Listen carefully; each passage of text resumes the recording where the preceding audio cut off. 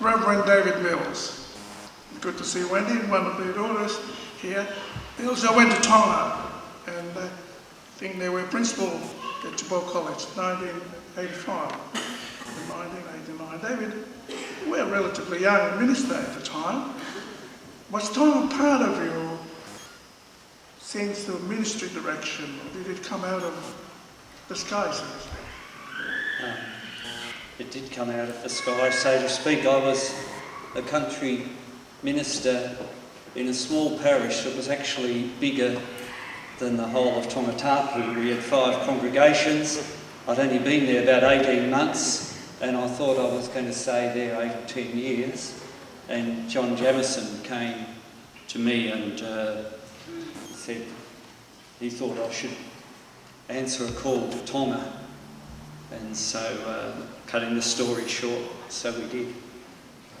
I think my poor words may not tell the whole picture, so there's a few photos going by on the screen. You can see the little fella and the big fella. The severely Monet was head tutor for much of the time, and I was the little fella thrown in at the deep end for many years at Tupou College. So I should begin with respect to all Tongan friends and friends of Tonga, old boys of the college, and the elders and Kunam people who were custodians of this land for so many centuries. So if the words aren't interesting, just watch the pictures. I think you should see Feki there in a minute. Feki was bandmaster while I was there, but you might not quite recognise him if you've only seen him in recent years. 150 years is an awful long time. And when you think of the changes that are happening even now, how many phones in this room now? Who's got a phone with them? When I arrived at Tupou College, there was one telephone for the whole college, for the village of 1,000 people. And it had 3 extensions, one in our house, one in the school office, and the third one, I think, was at the farm manager's house. How many people have been taking pictures this morning? I know. Quite a few. I think I had my photo taken a few times this morning. At Tupou College, when we arrived there was one camera that was ours. And the photos from that period and earlier would all be visitors to the college who came with a camera and took their pictures and went away and developed them somewhere. So these few pictures are before the digital age, so I had to scan them all in to be able to show you this morning just a bit of a picture of what life was like for us. We put the first computers in at the college. We bought 6 computers, and one of them we paid a whole lot extra for, even had a hard drive. The rest, everything was on a little square floppy disk that you had to put all your programs and information in and out every time you turned it on. There was 2 cars for the whole college, plus the 2 college trucks, which were the main transport for people. And when we arrived, I can still picture looking out the aeroplane window, and there'd been a cyclone 2 days before. There was no electricity in Tupou. Looking out the aeroplane window, and being told if you look out the right-hand side of the plane as you come in, you'll be able to see the college. And we looked out the window and we could see a few bonfires, and the rest of Tupou was just black. And it took a few days before we even had electricity. But we're here to celebrate that place. And so many contrasts, even in that little bit. We have all the contrast between trying to learn enough English to pass the New Zealand exams, as all the boys had to do, and honouring the Tongan heritage, about which I knew nothing. I even knew nothing about the Methodist heritage because I'd been brought up in the Presbyterian church. So in Tonga I had to start to learn about Methodism as well. And I guess the principal sees the whole place differently than the students. Were any of you students in 1985 to 89? They're hiding. The staff, maybe you visited sometime over that period. I guess the students perhaps remember manioki for breakfast, dinner and tea, and getting up early, and all that marching and working in the fields after classes, and some the discipline. I think from the principal's viewpoint, we got to know, or when I say we, I mean Wendy and I and our family, we got to know some of the best of the students because they stood out in various ways, whether it was the band leader or some of the rugby players or those who stood out as academics. And we got to know some of the naughty boys, because if your name got in the punishment book too often, for those who don't know the college, if you misbehaved during the week, you get your name in the punishment book. And that meant instead of going home on Saturday and spending the day at home, you had to stay at the college and work. And the worst punishment was to have to work for the principal and help him do his garden. So we got to know some of the naughty boys as well, and you might even see a photo of one or two naughty boys up there. But you'll see lots of good boys up there. Because as principal, I was looking at an institution that had developed over 120 years or so and developed a model of education that I think puts what we do here in Australia to shame, at its best. I know some people didn't experience its best. And we did our best, a completely new culture. Sometimes we got it right, sometimes I got it wrong. That's all right, because usually when I got it wrong, the staff and the prefects just did it their way anyway and quietly didn't tell me. But we had the college, the farm, the village, a church. Not just a school that you go to from 9 till 3:30 in the day.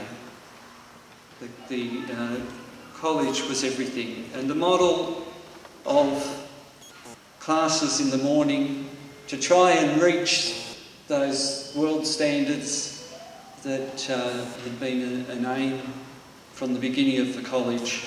And then everybody working in the afternoon as part of the philosophy of the place. If we're going to eat, we help grow the food. If we're going to have a clean classroom, we help clean it. Even when we built the chapel, we tried to integrate that. Tamale came and taught those very ancient skills with the kahoki and taught a number of boys, and those boys decorated the chapel. I was glad that I was only still there. We were still only doing the bottom couple of lines around the coconut logs and not when they were getting right up the top on the sort of little wooden scaffolds that they used. But for me, as a principal, I think two of the big concerns were food and water. The staff did a fantastic job of planning, because we had to have enough food in the garden so that 1,000 people would have food to eat in 18 months. And so that all had to be planned, the planting had to be done, and everything had to be organised. And we had to try and feed and educate all the students at the college, so that's pay the staff, buy whatever we needed, grow the rest. We had 8 cents per student per day for the total running cost of the whole thing. So one of my issues was food, and I was very pleased to be able at one stage to organise for us to get a ton of shark whenever the government fishing boat came in, and one of those photos shows boys handing big lumps of shark like this, just cut up with a chainsaw, and to be able to add that to the soup. I was pleased when a friend came and helped us to build stoves at the back of the dining hall, so that instead of boys having to spend one afternoon a week cutting firewood and building up a huge fire pile and then burning those fires all night to cook the manioki for the next morning's breakfast. We could just, on their way back from the gardens, bring some small wood that would fit in the bottom of the stove, and they only had to be cooked, only had to be lit about 5 o'clock in the morning instead of the night before. One of the things that I took on was the water supply. We had our own water supply system, and water was always an issue. If you imagine, usually about 700 students. I think the college is up to 900 at the moment, but we had to have water for showers and toilets and drinking and everything else. And we had a well, and we had a tank up on a stand, and we had pipes everywhere that would develop leaks. And so, as my part of entering into that philosophy of we all share in the work that keeps us going, I took on a group of boys who I taught to repair the plumbing. Now, Wendy will tell you the main story she remembers about the plumbing was when we came to repair the water supply at the principal's house, and we got up on the tank stand. There is a photo somewhere in there of it, and one of the boys unscrewed a pipe, and all the water in the tank just sprayed straight out into the back window and into the house and flooded the kitchen. She wasn't all that complimentary about our plumbing skills, but we managed to keep the toilets unblocked and the showers running and water to most of the place. But it was quite a culture as well. I started to mention building the chapel.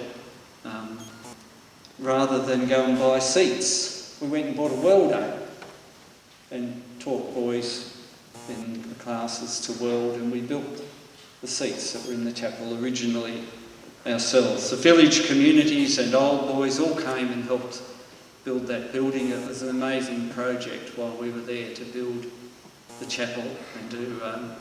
Don't tell any occupational health and safety people about how we did it, but there it is, and it's featured in a lot of photos here today. Everything seemed to go through the principal, whether it was the farm or whether it was a community issue or whether it was a church issue. We remember one period of 3 weeks where every single morning someone was knocking at the door before 7 o'clock to get an answer about one thing or another, whether it was the neighbouring farmers complaining that some of our pigs got out and dug in his garden, or whether it was a college issue or what it was, until the day of our farewell. The knock at 7 o'clock at the door was actually the Prime Minister coming to say goodbye because he couldn't come to the farewell later in the day. He had another event. So we never knew what it was going to be when there was a knock on the door. But the people of Tonga took us in and accepted us, accepted my crazy ideas about what we could do with this institution and keeping it going. And the people of Tonga accepted us too. One of the experiences that probably stays with us most is that when we were living in the country as the minister of this little parish, we were nobody. Nobody knew us. When we went to Tonga, I'll tell you, Wendy went down the street one day and a lady she didn't even know came up and said in a line, "Hey, where are you going?" Wendy said, "To the bookshop." "Where's David?" This lady obviously knew. "Where's David?" Wendy said, "I don't know, I think he's going to Burnsville." The lady said, "No, he's not, he's in the bank." Every move of our lives was watched, and people knew who we were when we went down the street. Embarrassingly, when I went in the bank, instead of having to crowd around the counter with everyone else, the security guard, who fortunately was an old boy of college, would take me by the arm and take me around a little office, and I'd get special treatment. It's a bit unfair, but we only did that. it was good when I had to do the college banking and things like that.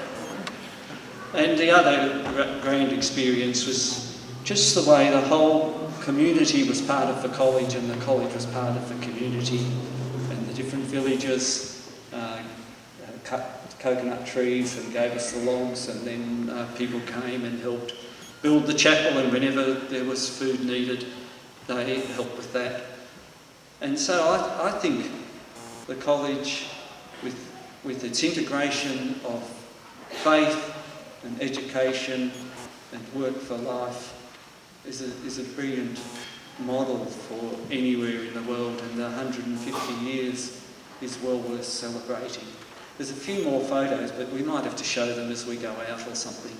I don't know if you saw your mother or father or someone up there, but enjoy. Thank you. Thank you for the honour of being here today. Thank you, David. You mentioned manioke. Manioke is a real delicacy here. We're dying to have manioke, and remember the school days, not every day.